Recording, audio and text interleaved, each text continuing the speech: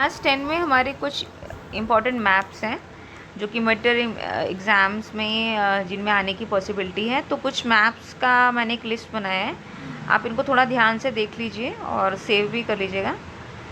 तो जो हमारी वर्ल्ड हिस्ट्री है जिसमें कि हम यूरोप में राष्ट्रवाद का उदय पढ़ रहे हैं, तो यहाँ पे देखिए कुछ कंट्रीज़ हैं या साम्राज्य हैं जो कि हमको मैप में दिखाने को आ सकता है। तो यहाँ देखेंगे हम जो ये वॉयलेट कलर से दिया हुआ है, पूरा रूस का साम्राज्य है, जिसमें कि दिखाया हुआ है कि जो ये पोलैंड है, पोलैंड अभी एक अलग देश है, लेकिन पहले ये भी रूसी साम्राज्य का ही पार्ट था। और एक ऑटोमन साम्राज्य है, काफ़ी फैला हुआ था ऑटोमन साम्राज्य, जिसमें कि जो टर्की था ये भी एक साम्राज्यवादी देश था उस समय, और काफ़ी जो अभी के आधुनिक देश है वो सभी ऑटोमन साम्राज्य के पार्ट थे। जैसे कि रोमानिया है, बुल्गारिया है, ये सब अभी अलग कंट्रीज़ हैं, लेकिन पुराने समय में ये सभी ऑटोमन साम्राज्य के पार्ट थे। जैसे कि यूनान है, और मिस्र है, फ़िलिस्तीन है, सीरिया, आर्मीनिया, अल्जीरिया, ये सभी। यानी कि कुछ साउथ अफ्रीका के भी ये कुछ हैं देश, जैसे मोरक्को है, अभी ये भी साउथ अफ्रीका के आसपास है। तो ये जो कंट्रीज़ हैं, ये सारी की सारी जो कंट्रीज़ हैं, ये इस समय अलग कंट्रीज़ बन गई हैं, बट पहले ये अलग अलग साम्राज्यों में बटी हुई थी। तो यहाँ पर अगर हम देखें तो स्विट्ज़रलैंड दिखाई दे रहा है हमको, स्विट्ज़रलैंड का पड़ोसी देश है फ्रांस। यहाँ नीदरलैंड है, तो नीदरलैंड के पड़ोसी देश भी हम देख सकते हैं, फ्रांस है, ग्रेट ब्रिटेन है, तो ये पड़ोसी देश भी दिखाने को आ सकते हैं। डेनमार्क के पड़ोसी देश हैं, ग्रेट ब्रिटेन। और यहाँ हम देखेंगे कि नॉर्वे, स्वीडन, अभी नॉर्वे और स्वीडन अलग अलग कंट्रीज़ हैं, बट पहले एक ही कंट्री था। और यहाँ स्कॉटलैंड है, ग्रेट ब्रिटेन, और वेल्स, इंग्लैंड। अभी का ये जो प्रेजेंट इंग्लैंड है, ये पूरा एक आइलैंड है। पहले इसमें तीन अलग अलग साम्राज्य थे। स्कॉटलैंड अभी अलग हो गया है, ग्रेट ब्रिटेन है और वेल्स अलग है। आयरलैंड एक अलग कंट्री है अभी, पहले ये इंग्लैंड में ही था। और पुर्तगाल है, वो स्पेन का पड़ोसी देश है। ये हमको थोड़ा सा इनका पोजीशन हमको पता होना चाहिए। दूसरा एक मैप है जो कि जर्मनी का एकीकरण जब हुआ था, तो वो वाले पार्ट्स को हम देख रहे हैं। तो ये जो आप देखेंगे जो वॉयलेट कलर से है, ये प्रशा है, जिसको अभी जर्मनी कहा जाता है। तो 1866 से पहले ही इस तरीके से था, पश्चिमी प्रशा, पूर्वी प्रशा, सिलेसिया, पोमेरेनिया, ब्रेडेनबर्ग, ये सारे वाली चीज़ें, राइनलैंड। बाद में ये सब एक हो गया, तो कुछ युद्ध हुए हैं, और लास्ट में ये जितना भी आपको पिक्चर में दिखाई दे रहा है, हेसन नासा, हनोवर, ये जो जितना भी अलग अलग कलर से दिख रहा है, ये सारा ही मिलके बाद में जर्मनी बना है। तो ये जर्मनी पहले अलग अलग पार्ट्स में या राज्यों में डिवाइडेड था, उसके बाद में इसका एकीकरण हुआ 1871 में, और ये एक कंट्री बन गया। उसी तरीके से इटली का भी एकीकरण हुआ है 71 के अराउंड। तो ये भी पहले अलग अलग छोटे छोटे राजशाहियों में बसा हुआ था, जैसे कि 2 सिसिली राजतंत्र थे, पेपल राज्य था जो कि पोप के अधीन था, लोम्बार्डी था, वेनेशिया, परमा, मोडेना, टस्किनी, सेवोई, सार्डिनिया। तो ये सब भी मिलके अभी एक इसका एकीकरण जब हुआ, तो ये पूरा एक इटली बना है। तो ये आपको पूछने को आ सकता है मैप में कि सिसिली राज्य थे किस देश का पार्ट थे पहले, पेपल किस देश में था। तो ये सब थोड़ा सा ध्यान रखना है। इसके बाद एक बहुत इंपॉर्टेंट मैप है भारत की मृदाओं के बारे में। तो मृदाओं के बारे में हमने पूरे एक लेसन कवर किया था। तो भारत में लगभग 6 तरीके की मिट्टियाँ कॉमनली पाई जाती हैं। सबसे पहली मिट्टी है पर्वत और वन वाली मिट्टी, जहाँ पे पर्वत और वन बहुत ज़्यादा हैं। तो इसको अगर हम देखें तो ये हिमालय क्षेत्र में ज़्यादा है। तो जहाँ जहाँ हिमालय फैला हुआ है, हिमालय रेंज है, वहाँ पे आप देखोगे ये ज़्यादा है। जैसे कि जम्मू कश्मीर है, हिमाचल है, उत्तराखंड है, सिक्किम है, अरुणाचल प्रदेश का कुछ पार्ट है। तो यहाँ पे हमको पर्वतीय और वन वाली मृदा ज़्यादा मिलेगी। तो जहाँ पे पर्वत है वहाँ पे वन भी बहुत ज़्यादा है। दूसरा है जलोढ़ मृदा।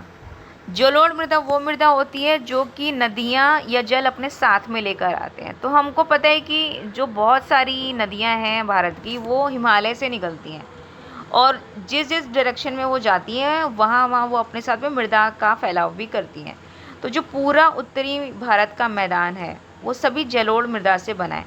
तो आप देख पा रहे हैं ये जो लाइट ग्रीन में है ये जो सारा पार्ट है ये सभी जलोढ़ मृदा से बना है, जो कि आप ब्रह्मपुत्र जहाँ से आती है अरुणाचल प्रदेश से यहाँ तक भी फैला हुआ है और पश्चिम बंगाल में भी है। और पूरा आप देखेंगे जो उत्तर प्रदेश, दिल्ली, हरियाणा, पंजाब ये वाला जो एरिया है ये बहुत ही उपजाऊ क्षेत्र है, क्योंकि नदियाँ जहाँ से भी होकर गुजरती हैं वहाँ से मृदा को बहुत ज़्यादा उपजाऊ बना देती हैं। तो अगर हम देखें तो पश्चिमी घाट में भी बहुत सारी नदियाँ हैं जो भारत के दक्षिणी भाग में होती हैं। तो ये भी देखेंगे आप भारत के पूर्वी भाग में, सॉरी, इस जगह को भी वो जलोढ़ मृदा से बना हुआ है और ये भी काफ़ी ज़्यादा उपजाऊ भाग माना जाता है। अगला है लाल और पीली मृदा। तो लाल और पीली मृदा पाई जाती है मध्य भारत में, दक्षिण भारत में और मध्य जो उत्तर पूर्व भाग है हमारे देश का, जहाँ पे मणिपुर, मिजोरम ये वाली कंट्री स्टेट्स हैं, अरुणाचल का कुछ पार्ट है, तो यहाँ पर लाल और पीली मृदा पाई जाती है। काली मृदा मेनली पाई जाती है जो भारत का प्रायद्वीपीय पठारी भाग है, जो मैंने आपको बताया था, जो कि ज्वालामुखी का जो लावा था उसके ठंडे होने से बना है।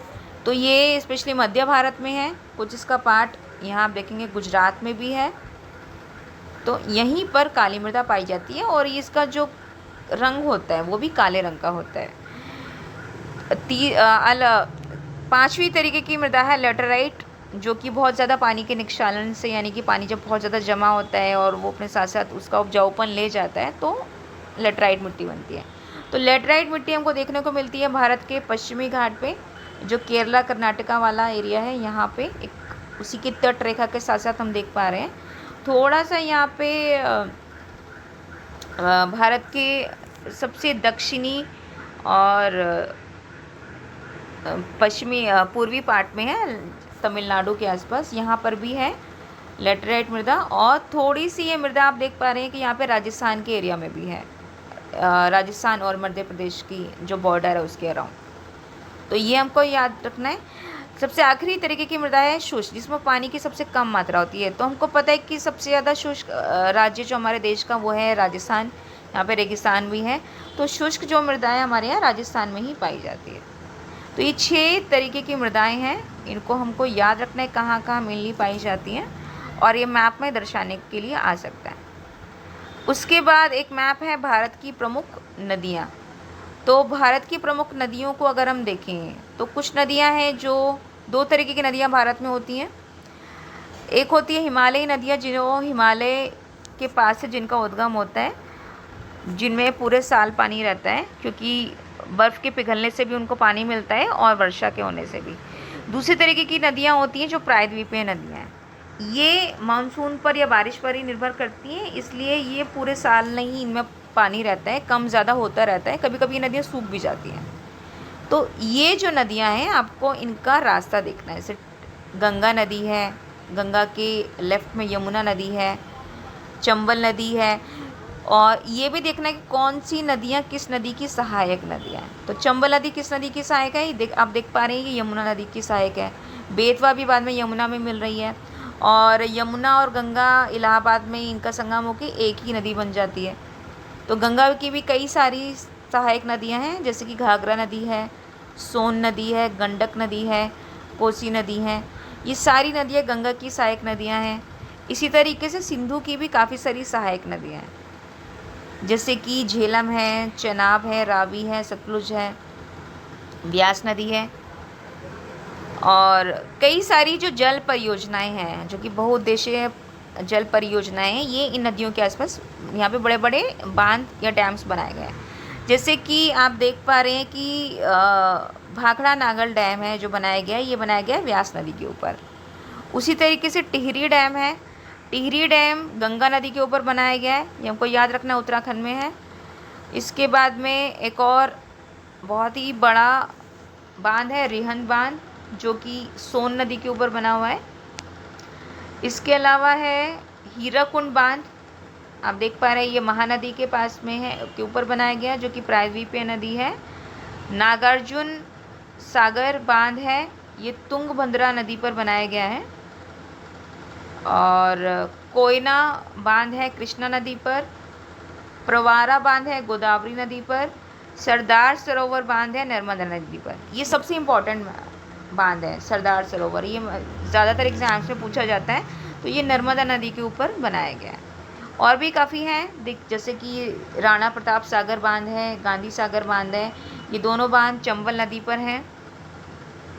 तो ये हमको याद रखने हैं कि कौन से बांध किन किन नदियों पर हैं। जैसे कि मेट्टूर भी है कावेरी नदी पर, तो इनको आपको ध्यान से देखना है और याद करना है, एग्ज़ाम्स में पूछे जा सकते हैं। इसके अलावा कुछ फेमस कांग्रेस के अधिवेशन हुए हैं, तो ये दर्शाने के लिए आ सकते हैं कि ये शहर या ये जगह कहाँ पर है।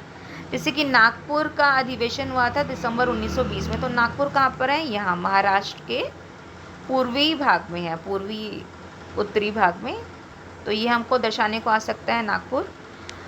एक है मद्रास का अधिवेशन भी हुआ था 1927 में, तो मद्रास कहाँ पे है, यहाँ तमिलनाडु में, तमिलनाडु के पूर्वी और उत्तरी भाग में है। कलकत्ता कहाँ पर है, कलकत्ता का अधिवेशन हुआ था सितंबर 1920 में, तो ये है वेस्ट बंगाल में। तो यहाँ पर ये आपको दर्शाने को आ सकता है।